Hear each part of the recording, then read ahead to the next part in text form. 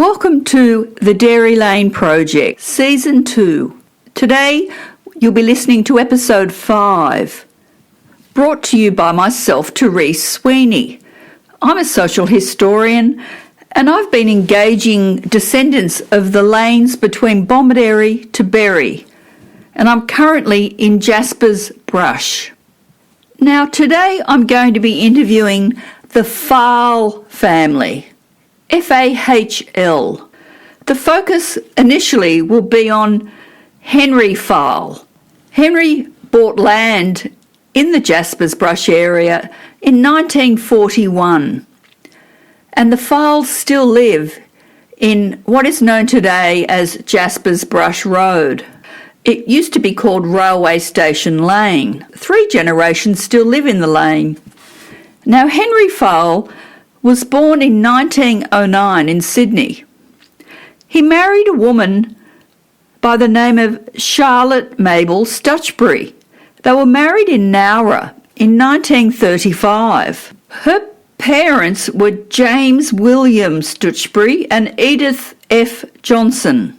Her great-grandfather James Stuchbury was born in Buckingham, England in 1830. And he migrated to Nowra. He was a farm labourer. He married Mary Ann Holt.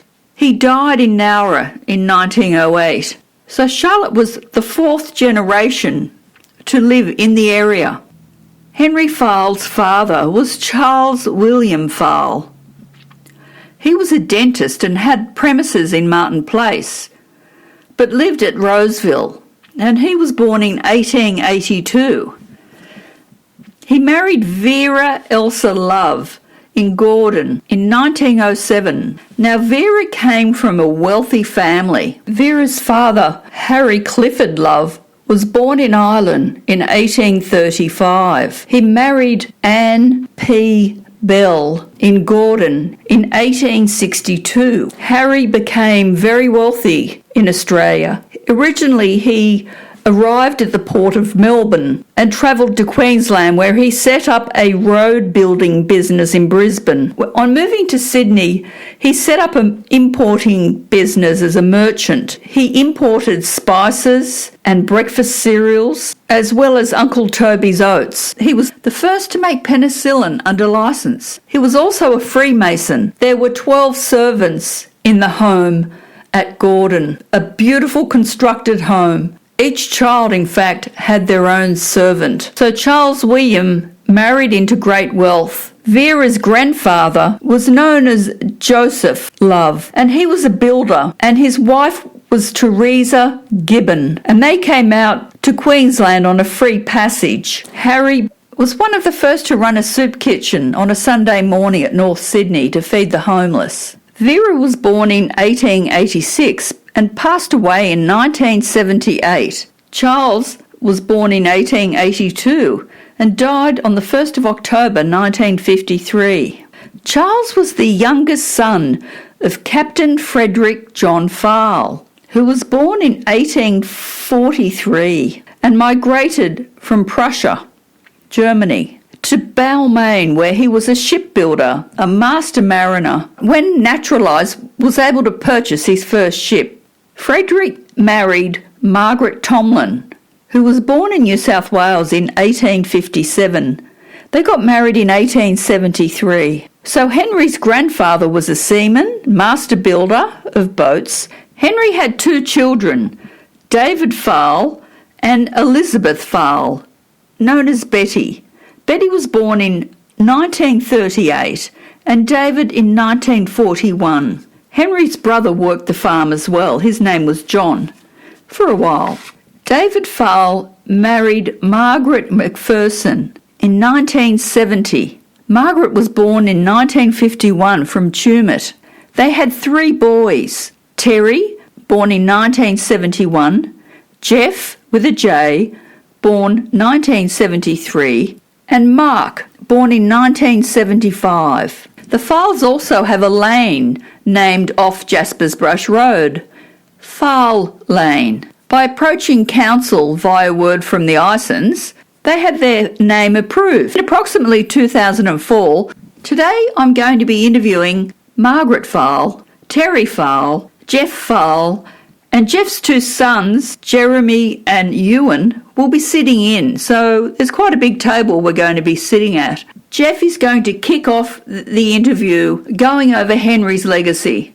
I hope you enjoy it. So when Henry was a child, he contacted polio because they lived on the harbour at Collaroy, and their backyard went down into the harbour. And they had a live-in nurse who put Henry in the sea every day at Collaroy and massaged his legs with the polio.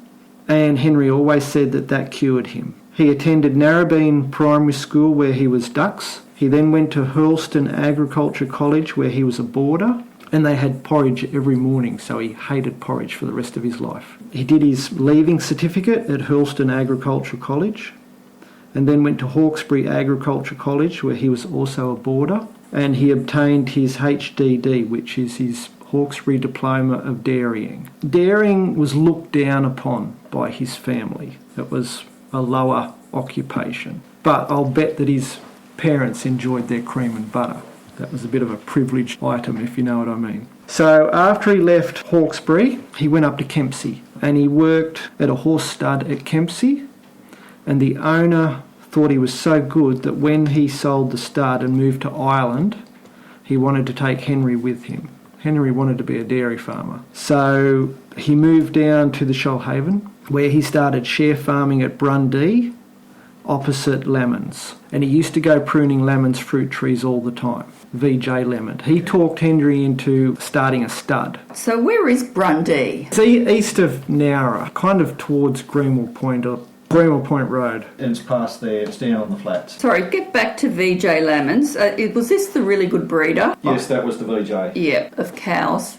Yes, of cows. Just go back over that again. Henry was share farming at a farm opposite VJ Lemon, and VJ Lemon talked him into starting his own stud. And Henry said, well, what am I going to call it? And VJ said, there's a whole bunch of lilies there, call it Lily White. That's how the Lily White herd name started. Henry registered the stud as Lily White. He met Mabel. Her name was Charlotte Mabel, but she hated Charlotte and insisted on being called Mabel. So that's where he met Mabel. They then moved to share farming up Long Point on Shoalhaven River. And I was only thinking last night about the step down from living in all that wealth in Sydney to share farming on the banks of a river, living with no power. Around what time? Henry and Mabel were married in 1935. Mid to late 30s. Financially, times were very, very tough. Because we're talking about people are coming out of the depression, which Yes. his family would be coming out of as Yes. well. Were they affected, impacted, do you know? Yes, they trapped rabbits, they grew veggies, and in the drought times they put river reeds through the chaff cutter for the cows to eat. So river reed, describe, this is the first time I've heard of river reed. Tell me about river, is that the weeds in the river, the long... But yeah, the long tall reeds that grow on the side of the river. And they chaff them up? For cow feed. And they would have fed the cows directly? Yep, that's at Long Point on the banks of the river. About 15 years ago, I met a bloke, an old bloke called Charlie, and he was talking to me, and he remembers going up the river with his father to collect the milk cans from Henry, where he was milking the cows, and taking them back down the river to the milk factory. It was called a Nowra Co-op. Nowra Co-op, it's in Yeah. Longwood Dairy. So they're up there, and then Henry's father, Charles, they must have come around to Henry milking cows instead of being a wealthy landowner. Charles financed the farm at Jaspers Brush for Henry in Henry's name, and Henry had to pay back every cent. Do you know what he purchased the land for? No, I don't. So that was the original home farm of 120 acres. In September 1941, Henry and Mabel and Betty was born by then, she was 3, moved the cows back here to the farm in Jaspers Brush. Can we assume that Lamond would have helped with the breeding? Possibly. Would have given him a bit of a kickstart with... With the stud, yeah, possibly. Otherwise, how might he? Well, he probably had a good eye. He would certainly have had at Berry Show. I think we still have the VJ Lemon Memorial Trophy for the dairy. I think we still have that. Pop's cows, he never showed them. Betty did have some calves at the showground, but that was junior farmers. Though Pop never showed his cows, they were all registered. Cole Bowley bought one of his cows, and that cow became champion at Berry Show. And another cow was in a framed photo on the wall in Graham Park Breeding Centre. So even though he never showed cows, his cows were renowned. So this is Henry's cow on the wall at Graham's Park. Yep. Was it a bull? No, it was a big white cow. Beautiful cow, I saw her myself. It's a shame all the pictures were thrown away. So September 1941, Henry moved to Jaspers Brush. He walked all the way with the cows from Long Point. They had Harry Wheatley helping them on horseback, and Mabel drove the old ute with Betty sitting beside her, and Mabel had no driver's licence. How long is that distance, roughly? And what would you imagine the mustering would have been like if the roads were all, I suppose they were gravel, were they? They would have been back then. Geez, Jeff, what would be 20, 30 Ks or more? It'd have to be 30 Ks.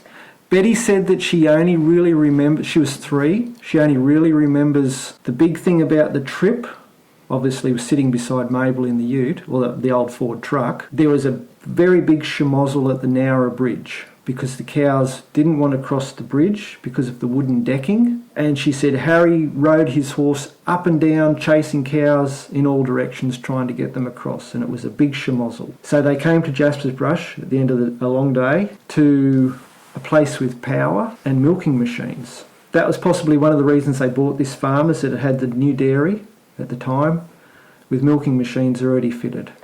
Do you know who they bought the dairy from? They bought the property from Taylors, the Taylor family. Now, I think there was 2 generations of Taylors farmed the property before Henry bought it. Henry's brother John was helping them. He was also up the river at Long Point helping work. He came with them to Jaspers Brush. John couldn't get into the army because the war was on.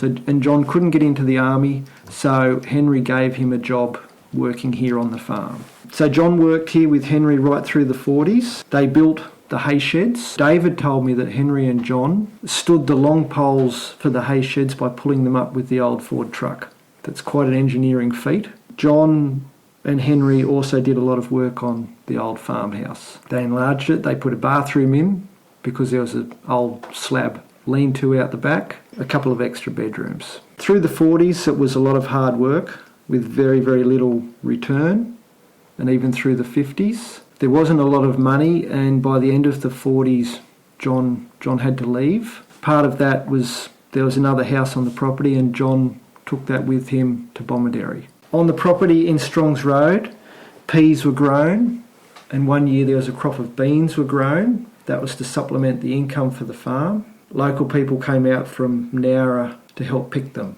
and they were bagged up and taken to the bottom of Strongs Road to be collected. We don't really know where they were going. There was one memorable occasion in the 40s of a barn dance being held in the stalls at home here, because there was a band room at the top of Jaspers Brush Road that blew down in a big storm. Mabel and her sister talked Henry into having a barn dance here in the feed stalls. From my understanding, there was quite a bit of trouble, and there was never a barn dance held again. Caused by children. The ringleader was David himself, and they stirred up the bull, made him very cranky and upset the cows. So Henry swore that was the first and the last. There would never be another barn dance. So David was born in October 41, so not long after they got here. David and Betty both went to school at the Jaspers Brush School, with David going on to Nowra High School, and then leaving at 16 and coming home to work on the farm. David worked helping Don Barham, cutting sacchaline and bringing it down in the sled behind the horse. Sacchaline and corn were grown here at home as well and put through the chaff cutter and into the concrete silo. When I was a very, very little boy, I do remember vaguely of the chaff cutter in action once, and I remember it got blocked up. So was the chaff cutter used in the field ever? No, No, it was fixed it was stationary at the bottom of the concrete silo. with a three-phase motor on the bottom of it. David spent a bit of time working with Don Barham with the Sakhaline and bringing it home for them, as well as our own. He would have learnt a lot about growing through... Probably Henry, because Henry did all that through Hawkesbury with his diploma of dairying. I have some books at home of Henry's, of his workbooks and formulations for making silage and dimensions for silos. So you're saying his own books, his own records? His own workbooks, His own with his workbooks. own writing from uni. And where do you live? Just down the road in the old farmhouse at Jaspers Brush Road. What was the road called originally? Railway Station Lane, and then it was changed to... Jaspers Brush Road. We're getting into the 60s and things were very hard financially, as well as growing the peas. Not a lot of mechanisation at that time. I think the tractors were here by then. I think the first one could have been a David Brown. Yeah, definitely David Brown. Things were still done the old way through the wooden feed stalls and the chaff cutter. Did they have a runner through the feed store, or you just hand feeding? Well, David did a welding course, and one of his earlier constructions was a three-wheel cart, which Mum has very fond memories of the three-wheel cart. I do. Pushed up and down in front of the wooden feed stalls, feed put into the cows. It was filled from the silo, was pushed up and down and bucketed into the individual feed troughs for the cows. Depending on the cow's stage of lactation, there was different degrees of the amount they were fed. A big producer was given extra feed. One about to calve was given extra before being dried off. I do remember that the cart used to tip over sometimes because it was three-wheeled. 2 car wheels at the back and a small steel wheel at the front. And I think it was a bit ungainly. And a very rough floor. Margaret, what year were you born and where? I was born in Wagga Hospital in 1951. And what is your former name? McPherson. What's your full name? Margaret Ann McPherson. And who were your parents? Cecil William and May June. May June Herring. Do you know what year your parents were born? My father was born in 1915. My mother was born in 1919. Were they all born in Wagga? No, they were in the Tumut area to start with. What was your journey to here?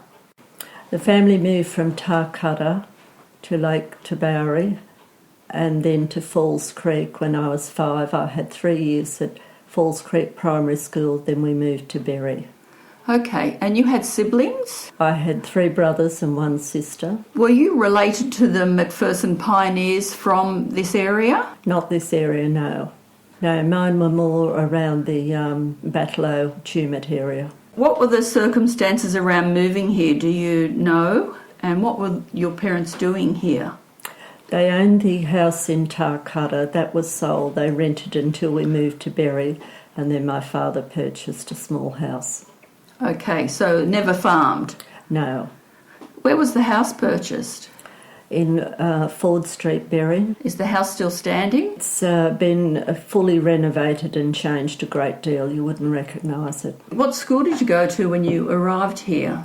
I went to Berry Primary School and then Nowra High School from about 59 through to 6th class. My best friend was Margaret Sprague. They were a farming family on the outskirts of Berry. How did you meet your husband? At an old-fashioned dance in the Berry School of Arts. And do you remember the night you met him? No, And what is your husband's full name?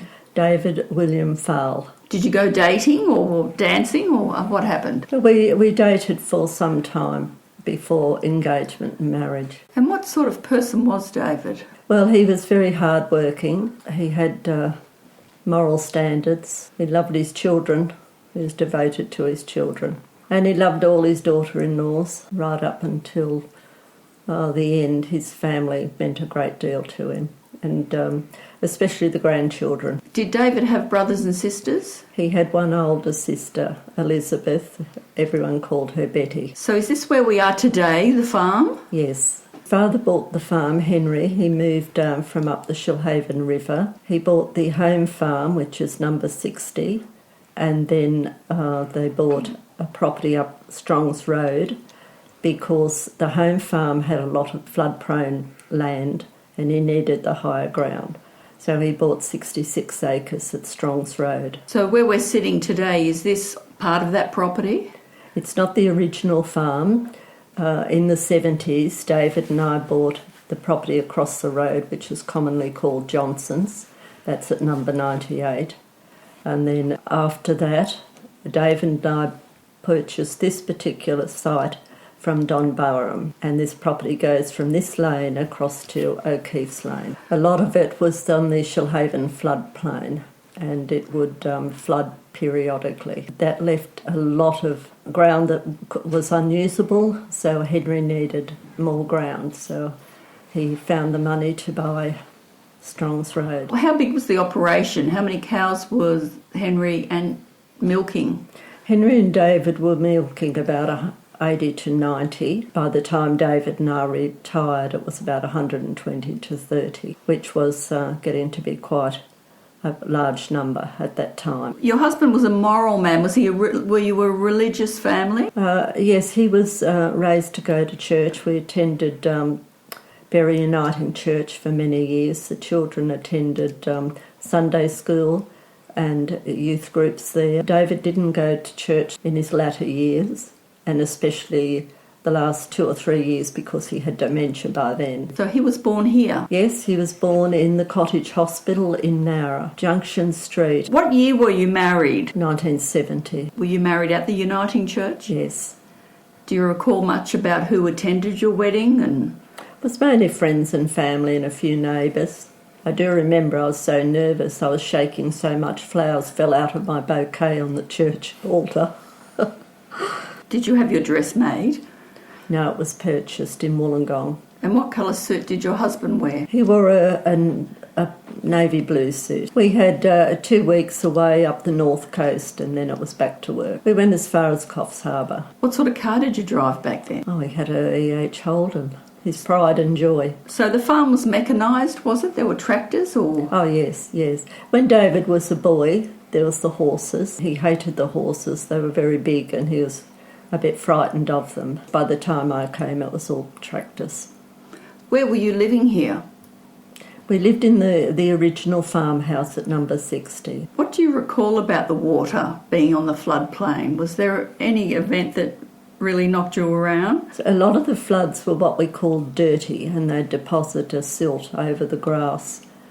And as the water was receding, if we had too many really, really hot days, it tended to burn the grass a bit. Some people lost cows, they didn't get them in soon enough. One really sudden big flood, we did have to bring in cows ourselves, and they had to go in the shed because they were in a bad way. So we're into the 60s now. How many silos are there? There's 4 silos there. Well, the chaff cutter was only on the concrete silo, so there must have only been 1 silo at that point. And how many cows, you think? Probably about 60 to 70 at that time. And where's your milk going? The milk was going to Nowra, and it was still in cans. It was in vats by the time I came here, Yeah. in 70. Yeah, but it was still milk cans up until, Betty said, late 60s. So through the 60s, things were very hard. I'm guessing Pop still had this loan to pay off for the farm. Henry got a small loan to buy a hay baler. They started hay baling contracting. David always said that that's what put them ahead and got the farm paid for, finally. They used to hay bale for Barham's. There must have been a close association with Barham's because I remember Henry went up and put in a new hearth for Barham's as well in their house fire. But they spent many years with David carting Sacchaline down for Don, and then they hay baled for Barham's as well. They would have shared probably what equipment they had. I know the Cochrane family in the valley had them over there baling. Barham had a run up Strongs Road as well. I do remember Dad saying it was that steep that they could only rotary up the hill, standing on the footplate. Rotary hoes don't go well down hills. That was because the way the rotary hoe turned, it tended to push the tractor. So the tractor would have been starting to accelerate going down the hill. And then he said it was so steep, standing on the footplate ready to step off if something happened. They did some silly things in those days. Anyway, so they did what they had to do, didn't they? They did. They took risks. They took chances. Yeah. Was there any injuries that you know of? Yes. I don't know when it was. Mum would know, probably. There was a tractor accident with Henry. He was bringing a tractor back from Nowra Truck and Farm. It was a loan tractor, and a car hit the tractor while attempting to overtake it, and the tractor rolled over at Henry, and Henry had 12 broken ribs. That was on the highway driving home around just at Ray Ison's. Yeah, it was somewhere along Ray Ison's. I do remember Henry having the splints, so it would have been in the 70s. It was certainly before 70 because it had happened late 60s, and Henry was so badly injured he wanted to sell up and stop dairying, but because of David he kept going, and David eventually inherited the farm. Was Henry in the local hospital or was he moved? I don't know any of the details now. He would have definitely gone to hospital. I do remember him in straps. What would that have been for? Oh, he could have hurt his back or anything. I think that was when a cow butted him. They were trying to get some cows. I always thought that was the rollover. No, that happened beforehand. Yeah, so they used to go hay baling far and wide, contracting, and that paid for the farm. That was a positive enterprise. It was. And then at some stage the chaff cutter was replaced with a forage harvester to get in the corn and the sacchaline and the grass, and more silos were built then. The old wooden feed stalls were pulled apart and the new feed pad was built, and that was a fully enclosed shed with concrete floor and a brick trough down the middle for the silage to be put into, with a hay rack above that. Would that have been the food? Would you drive along in the tractor and it would just run the feed through? Yes, there was a self-unloading forage wagon, and that was driven up through the shed. The brick trough was in the middle, and it unloaded into the brick trough as David drove along with the tractor. Do you know the brand of that sort of machinery and where that would have been supplied? It was a dad special. So the forage harvester was a Gale, Gale, yes. and that came from Nowra Truck and Farm, Fred Porter. And that was situated where the Ford car yard is now, opposite Stockland's Nowra. The forage trailer was made from a Gale parts kit, and then Dad constructed the rest. With the Holden diff on the front. Everything was a Holden diff with Dad. It was originally a twin steer trailer with Holden front wheels. He kept breaking the stud axles because of the weight. He would put about 5 to 6 tonne in this trailer. So I remember it jacked up and a truck axle was put under the front of it so that you could still have a steering trailer. And that solved the issue? That solved the issue. How many cows are getting fed? Oh, we'd be up to 80 at least. 80 to 90 by that stage. The stalls were designed for 90 capacity. So it's 45 cows each side of the trough. On a good day, you managed to squeeze 100 in. How are you milking them? Still in the original walk-through dairy. How many walkthroughs? 6. So it took a while. I remember when we were kids that we used to have lots of jobs. As soon as there was, on the weekend, there was always things going on because full mechanisation had occurred by then. So there was haymaking in the summer. There was riding on tractors getting in corn and grass silage. Was that fun? Oh, that was great fun. There was always stuff going on. Oh, when you're a little boy. I don't know if Mum knows this. I remember at one stage, Dad was cutting corn on the Strongs Road property, and Dad had the 3 of us kids in the front of the silage cart, and he was blowing the corn over our heads into the back of the silage cart, steering the spout to fill the cart evenly, and every time it came over the top of us, we would all duck down the front, so it would go over our heads. And how did your mother feel about that? She didn't know. I don't know if she knew. No, I never knew that. I might have had something to say. After school, there was always bales of hay to get in while Dad milked. As soon as we were all old enough, And how old is that? Mark had to be old enough to drive the tractor. He's my younger brother, so he drove the tractor and Terry and I stacked the hay on the back. Dad had made a homemade hay elevator that went on the side of the trailer, and the bales used to come up and we stacked them on the trailer. Do you have a list of his workbooks? Henry may have, or it may have just been in his head, but a lot of that was thrown out unbeknownst to us when he passed away, there was a big clean out and a lot, unfortunately, was destroyed. Yeah. There was many boxes I remember looking through of black and white photos of calves, because to register a cow you needed to have a photo the left-hand side of the animal standing still so you could see all the patterning on it. That was part of the registration process. I think they've all gone now too. Yes, I haven't got any of those now. So you would have to shoot that photo and send it in Yes, with the paperwork. With the registration Yep. papers. Yeah. And you still do. I think there was a lot of things that went on that Mum didn't know about, and I think we were given jobs to do before we were probably really big enough. I remember as soon as I was big enough, I used to climb up the silo and steer the blower pipe, the top of the blower as it was filling the silo. There was a ladder up the outside, Yeah. and there was a small wooden platform just barely big enough to stand on outside at the top of the silo. Did it have windows? The silos. How would you... Yes. No windows, just No. cement. The later ones were made of tin. Yes, in the 70s type thing they Yeah, came in. corrugated I actually iron. do remember the last one being built. And they had long wooden poles. The tin was curved around in a circular silo fashion. The last one he built was made of galvanised pipes instead of wooden poles to hold the tin in a circular fashion. Another one of our jobs was pitchforking the silage out of the silos. Yes, that's what I'm interested in. So Dad had yes. So Literally. there was a chute down the front.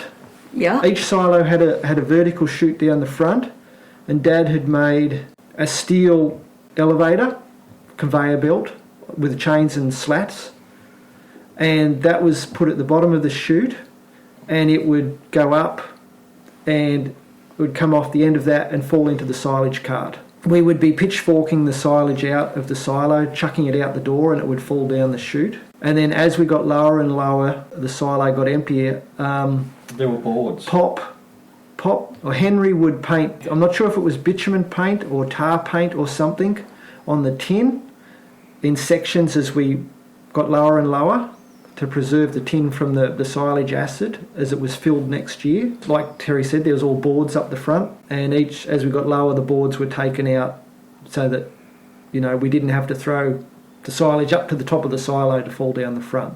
Like, if you understand what I mean. I'm following. Keep Yep. going. So every year that we were forking out of the silo, Henry would be painting bitumen paint as we got lower and lower on the tin Now, remind me why. to stop the silage acids eating through the tin and rusting it out.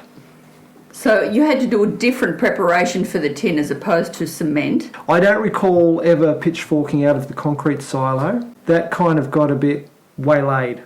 Once the tin silos were built, the concrete silo tended not to be used. I think because the concrete silo had manholes up the front, and it was difficult to throw the silage out of the manholes. Was it dangerous what you were doing? Probably. How would you imagine it would be dangerous in case you fell?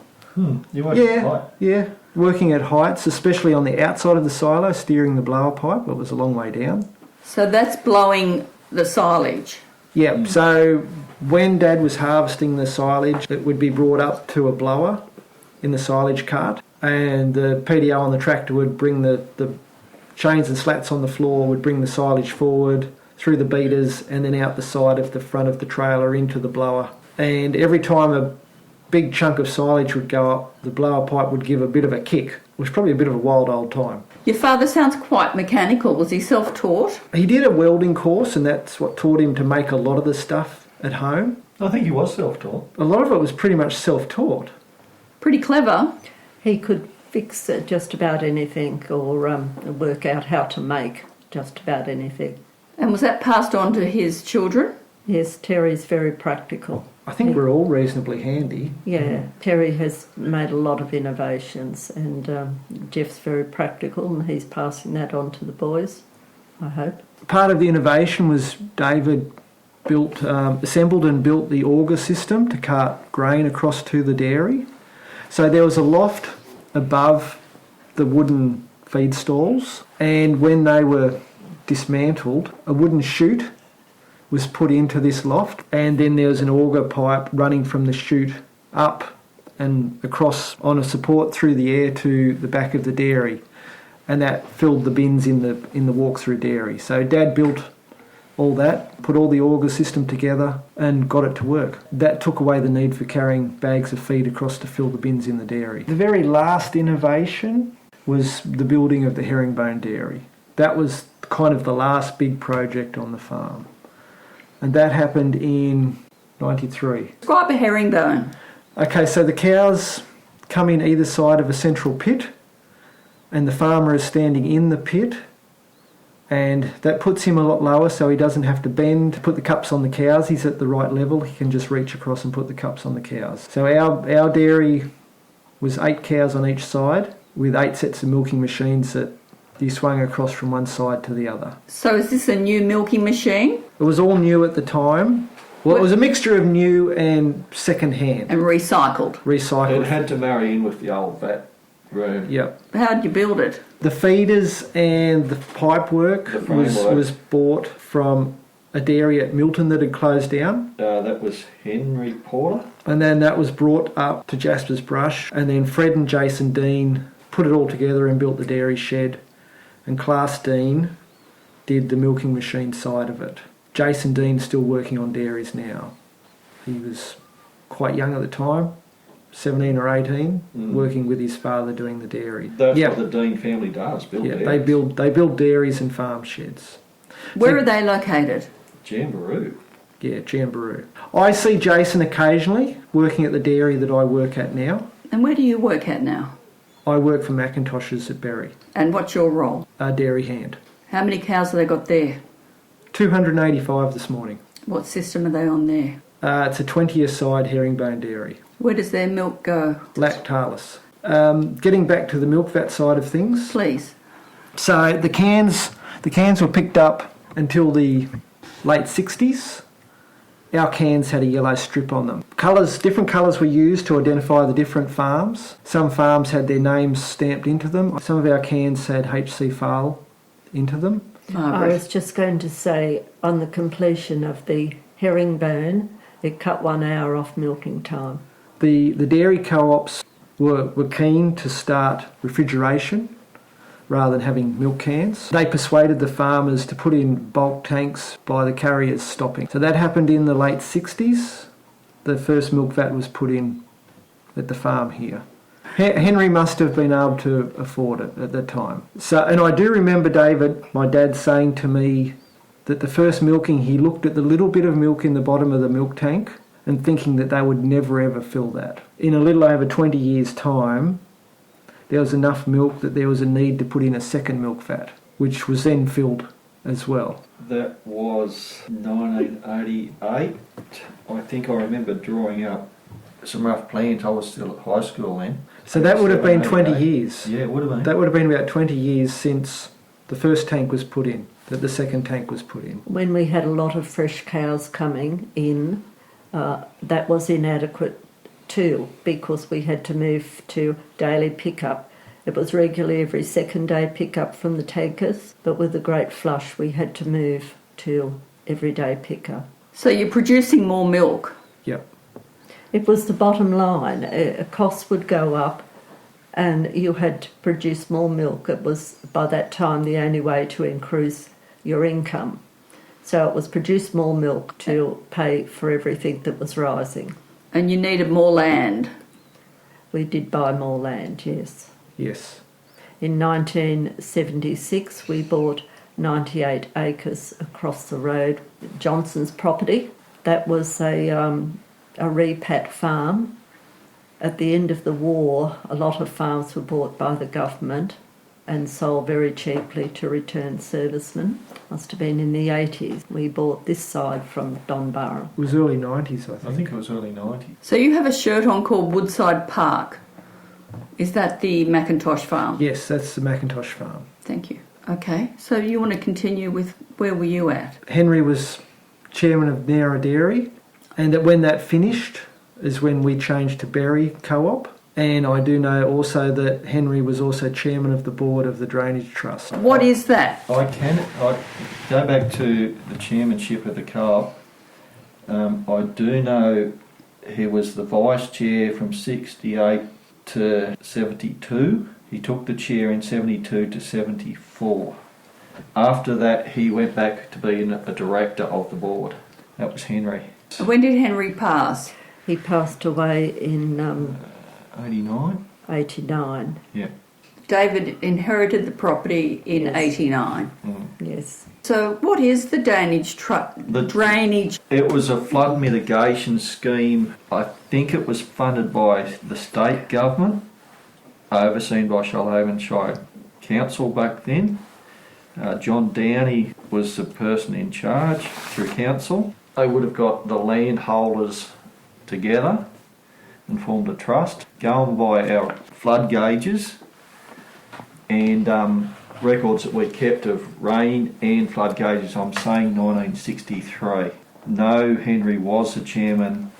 I don't know the dates. Not all the drains were put in. There was a master drain that ran from basically would have been Leo Davis's farm through to somewhere near the paper mill was the master drain that was never put in. Before that was put in, I know high tide used to come in all the way across our end of the flat, all the way to Davis's farm. What would happen? Salt water. Kill the grass. So the high tide will come in. Yes, along the low country. Leo Davis's farm would have to be 2 mile from Broughton Creek. I have seen LiDAR images of the area. It's only 2 feet above sea level. How much of your farm will go under? In a flood, half of it. In high tide, I'm not sure how much of it would have gone underwater.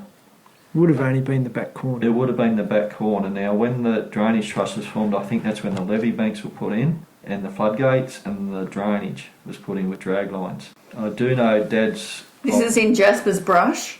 There were 2 schemes. There was the one, it's the northern side of the Shoalhaven and the southern side. It encompasses more than Jaspers Brush on the northern side. It's sort of in towards Berry as well, and Back Forest. When was this, roughly?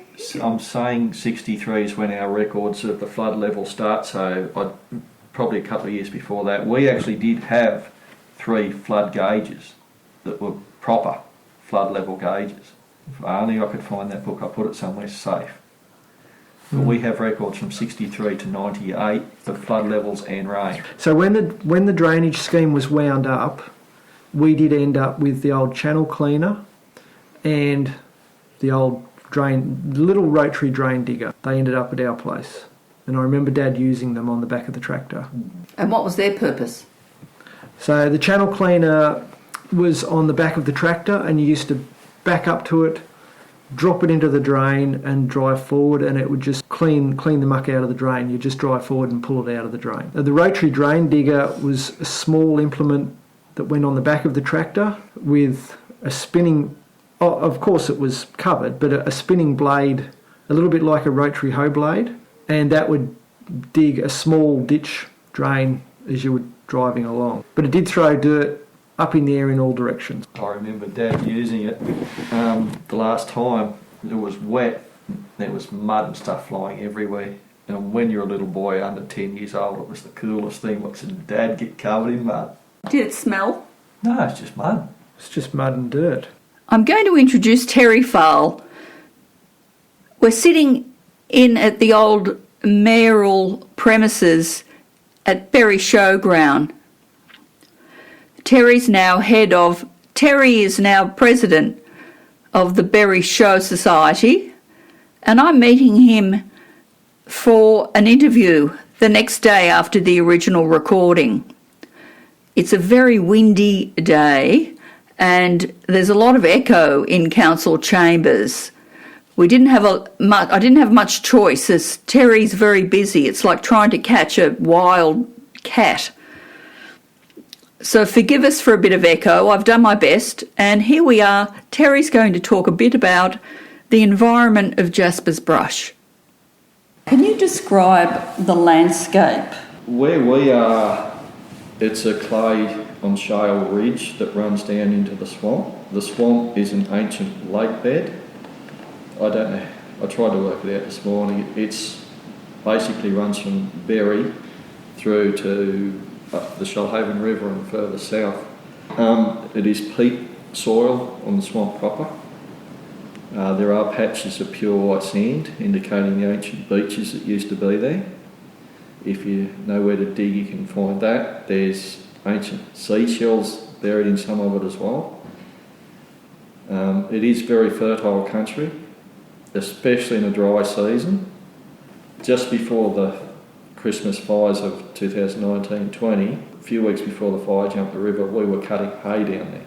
Now, that's the reason Henry bought the place. It was back in 1941, it was similar weather conditions, and it was the only place that had feed. They were carting the paspalum, which is native to the area, as far away to at least Bundiwalla, which is out the back of Berry, west of Berry. This was before the flood mitigation scheme was put in. The story from Henry was you couldn't see the fences for the paspalum, and this is in a dry year. So in a wet year, it's funny soil. In a wet year, I'll go to 1989 when I first went onto the dairy. We had mud around, basically knee deep, that used to go green between milkings. So you couldn't ride the motorbike anywhere off the road, but down on the swamp, you could walk around in your leather boots. It's real funny soil. But if you break that crust, which is only 6 inches deep, you instantly stop and go and get something to pull yourself out, because if you keep going, you're going down, not out. It's real funny soil. so you can get trapped in it, you say? With machinery, yeah. Very easy. We've got family photos. Mum didn't drag them out back when the army had the airfield block back in the 80s, where they used to do the parachute training school. There's a Unimog, one of their 6-wheel drive Mack trucks, and one of those little John Deere Traxcavator backhoe things buried in the mud. So let's talk about some of the dilemmas before the drainage system was implemented. What do you imagine? And how far up does the water come in terms of the streets, the railway, like the railway sites?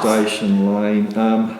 Before the drainage systems were put in, which I think were 1963, the tide used to go back for at least 2 miles back to the low point of the swamp, which is, what's the best way to describe it, almost over the highway from the Silos restaurant now. I think you've done the Davis family. Okay, in the back of their place, the low point of the swamp is on that place. It is only 2 feet above sea level. Where we are to the east of there, it rises to about 4 feet above sea level. And king tides, before the flood system was put in with the levee banks on Broughton Creek, used to go all the way through there, which is at least 2-3 miles. So does Jaspers Brush Creek run through your land?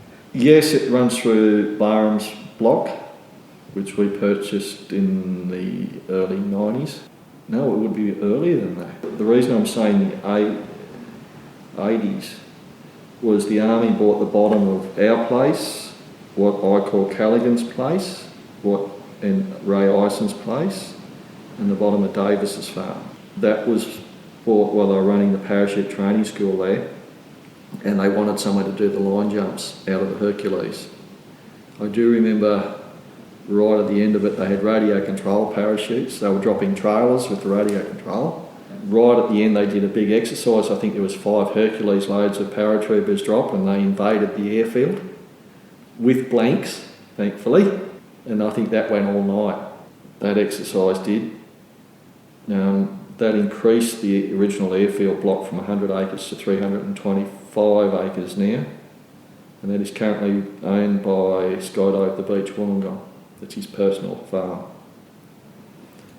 How does the water affect animals, and then what's the impacts on vegetation? What's arisen? Since the flood mitigation scheme's put in, unless the drains are maintained, the water can't run away fast enough. The big water goes, it's the small water. By big water I say, 8-10 feet of water.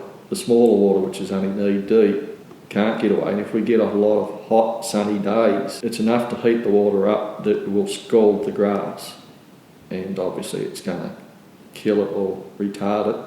We can get floods with mud, We do get silt sometimes. Our biggest issue is all the flood debris, which is logs and grass and goodness knows what else floats up. Occasionally we have to go and clean that up. We watch the weather. Because I'm a haymaking contractor, I'm watching it anyway, but you get a local knowledge and a feel, and you always are on the side of caution. So if we think there's something coming, we'll get our stock off the swamp up onto the high country, or at least in a paddock where the flood can push them up onto the hill. I've got 3 paddocks set up that way that I'm safe if they're in there and I think there's a flood coming, it will push them up onto the hill. We have had one instance in the whole time we've been in the brush since 1941, we lost 5 animals. It was caught us by surprise. There was a hell of a storm up around Robertson. We got 4 feet of water overnight, which is not unusual. What caught us was the speed and temperature. It was fast. It's the only flood I've ever seen that got foxes, and it was cold. That's what killed our stock. It was barely up the top wire of the fence, but it was the cold that got them.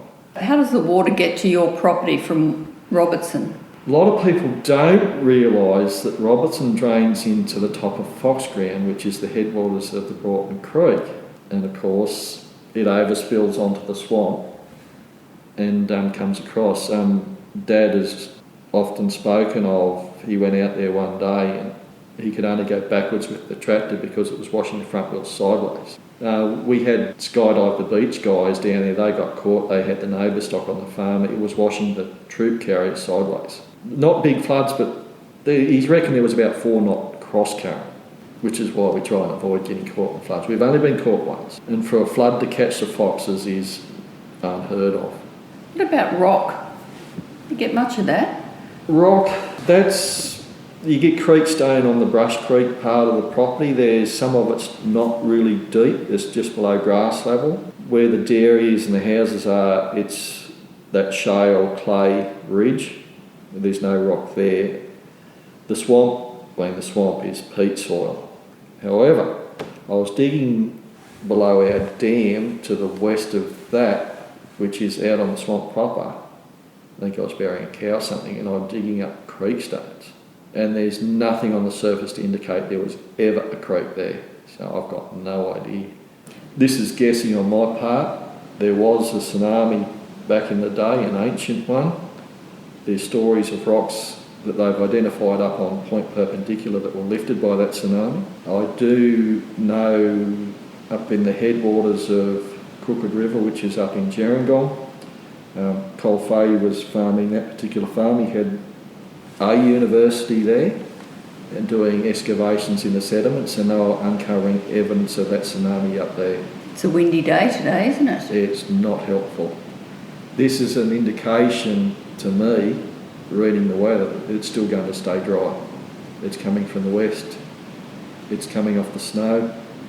I didn't like the northwesters in August. I'd rather have southwesters in August straight off the snow. That was the first indication that it was going to flip from wet to dry. Do watch JWC closely.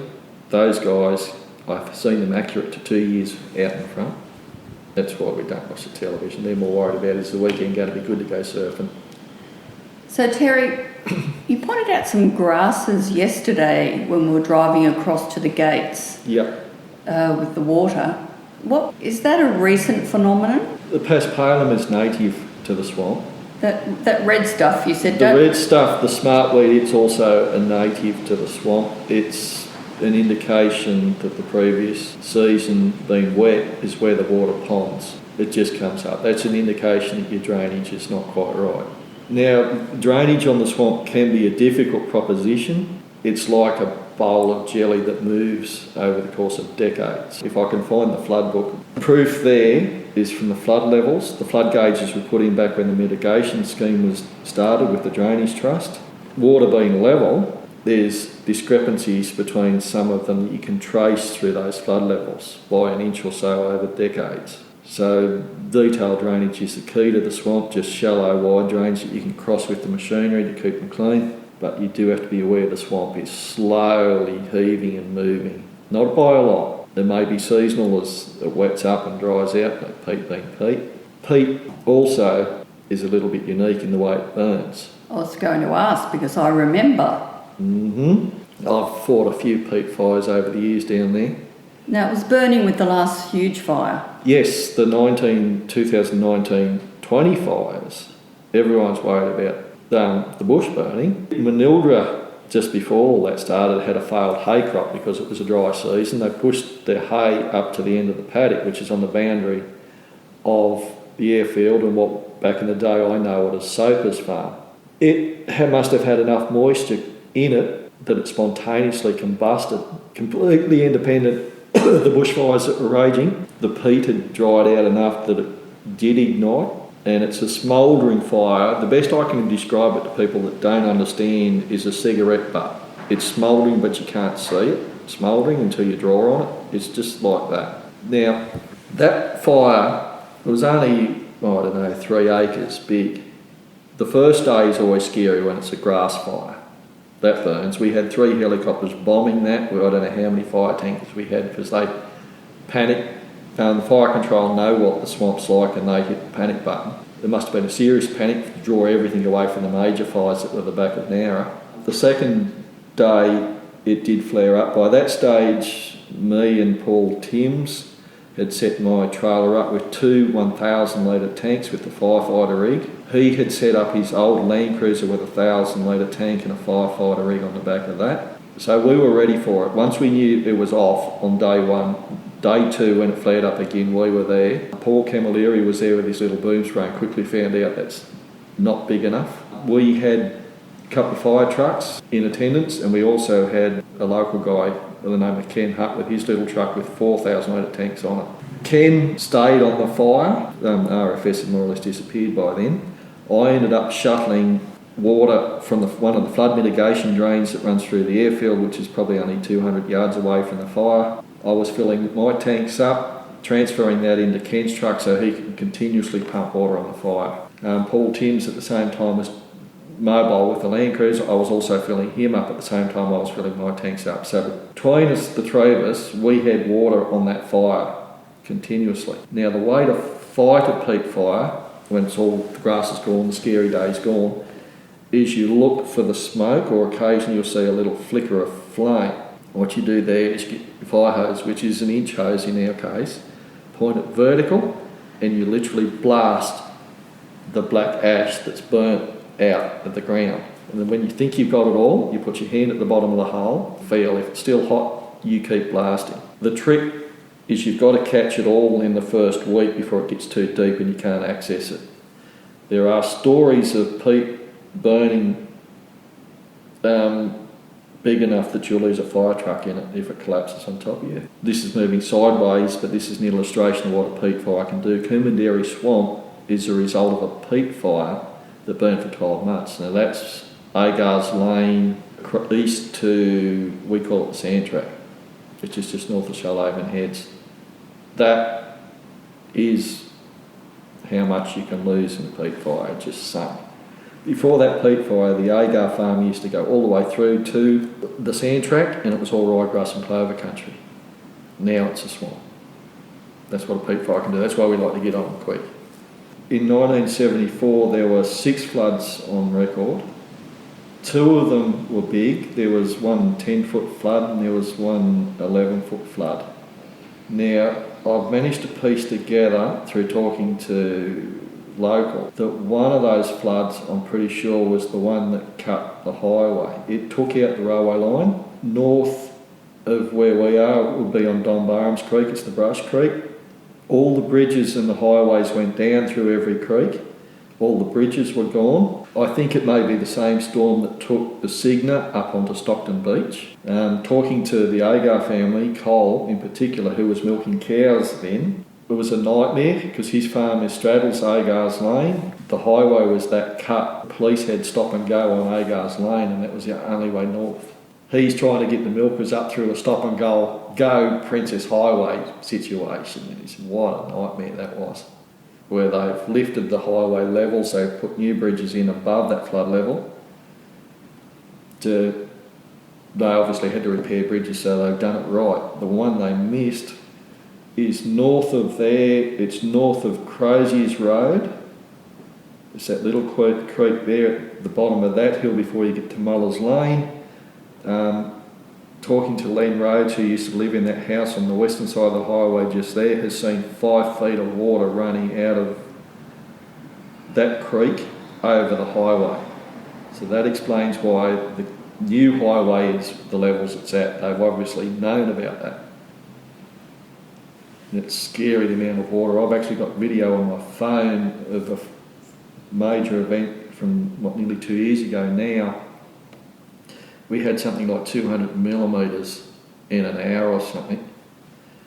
There's a 7-chamber box culvert under the current highway there at O'Keefe's Lane that drains into a dam and nowhere else for it to go. I've got footage where the dam has burst. There's 2 feet of water running down O'Keefe's Lane. My stepdaughter was milking at that dairy at the time on Tim's farm. The kids have got together in the ute and I've had to drive the tractor through to make sure the pipe hadn't washed out, and they were following me in the ute. The reason being the tractor weighs 5 tonne. If it had gone down in a hole, it would not have floated, whereas the kids in the ute would be floating down Brush Creek and gone. There's one comment I will make. There's an untapped resource of the Aboriginal verbal history. They will have seen this, and with a bit of luck, that could be and should be tapped into, because they go back, tens of thousands of years. Totally. For those that actually may remain. Those that have the tribal law, for want of a better word, that would be so valuable. Yeah. That brings us to the end of the recording. There was a lot in this last one. That brings us to the end of the session with the Fahl family. I hope you enjoyed it. Join me next time. I'll be with you again in a few weeks to bring you episode 6. Get in touch if you need to via the website. There's a form there. Until next time, take care and thank you.